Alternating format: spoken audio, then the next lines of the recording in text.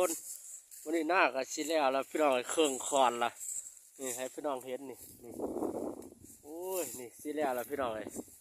อีกจัก2-3 ปีเลยพี่น้องเลยเนาะรับชมและติดตามยูทูบเบอร์บ่าวน้ำพี่น้องวันนี้สิแล้วนี่เครื่องคอนแล้วดิพี่น้องเลยให้เห็นกันนี่พี่น้องหน้ายูทูบเบอร์บ่าวน้ำพี่น้องเลยรับชมรับติดตามอยู่พี่น้องบ่าวน้ำนะพี่น้องเด้อ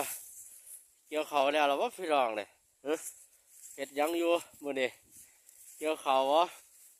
หรือว่าไปนวดเขาสีเขาขายเห็นอีเตาวะเนาะ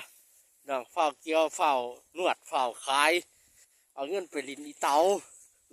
ลินเงินกำเงินดีเนาะพี่น้องเฝ้าเกี่ยวเฝ้ายังเฝ้าใส่เงินเกี่ยวเขาเอาเงินไปลินไปกินย่ำบุญย่ำทาดนี่สิเดียวแล้วพี่น้อง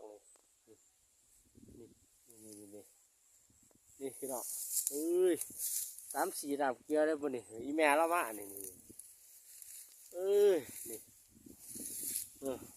สิเดียวมื้อนี้2-3 มื้อนี่ล่ะรับชมรับติดตามสิเดียวละคอน